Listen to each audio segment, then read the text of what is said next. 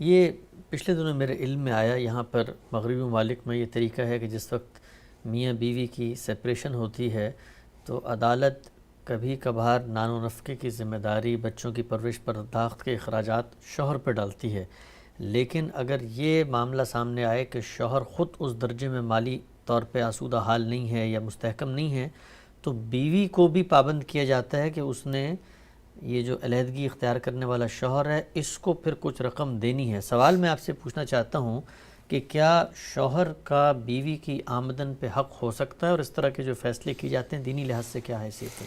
ہماری شریعت میں تو اس کی گنجائش نہیں ہے۔ اللہ تعالیٰ نے جو قانون یا قاعدہ بنایا ہے اس میں اخراجات کی یا معاشی جدوجہد کی تمام ذمہ داری مرد پر ڈالی گئی ہے، اور گھر کے نظم کو سر تسر اسی پر منحصر قرار دیا گیا ہے۔ اس لیے ذمہ داری لازماً مردی پر ہونی چاہیے، بعد میں کوئی ذمہ داری ڈالنی ہے تو وہ بھی اسی پر ڈالنی چاہیے۔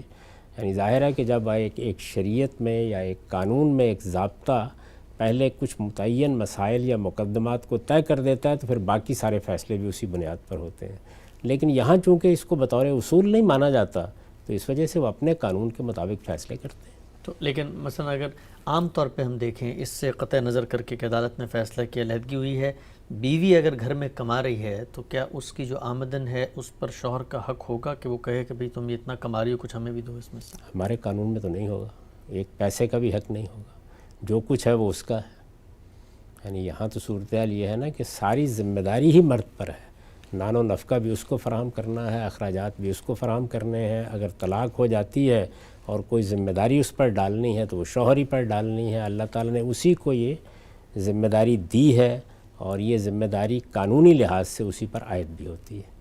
اس کے اندر بڑا حسن ہے، اگر غور کیا جائے تو جو ایک خاندان اور ایک معاشرت ہے وہ اسی سے صحیح طریقے پر قائم رہتی ہے، لیکن جب آپ ایک دوسرا اصول اختیار کر لیتے ہیں تو پھر ٹھیک ہے، پھر سب ذمہ داری ڈال رہے ہیں۔ تو اس لحاظ سے تو ہم سب عورتوں کے مزے ہیں کہ نہ وہ کمائیں گی، اور کمائیں تب بھی نہیں دیں گی، اور نہ کمائیں تب بھی ہم سے لے لیں گی۔ اسی طرح بالکل اسی طرح ہے، یعنی اسی وجہ سے مردوں کو توجہ دلائی گئی ہے کہ وہ فتوت سے کام لیں۔ اللہ تعالیٰ نے جب ذمہ داری ان پر ڈالی ہے تو ان کے ہاں اس احساس کے ساتھ خرچ کرنے کا جذبہ ہونا چاہیے کہ یہی ہماری زندگی اور ہمارے لیے اللہ تعالیٰ کے قانون کا تقاضا ہے۔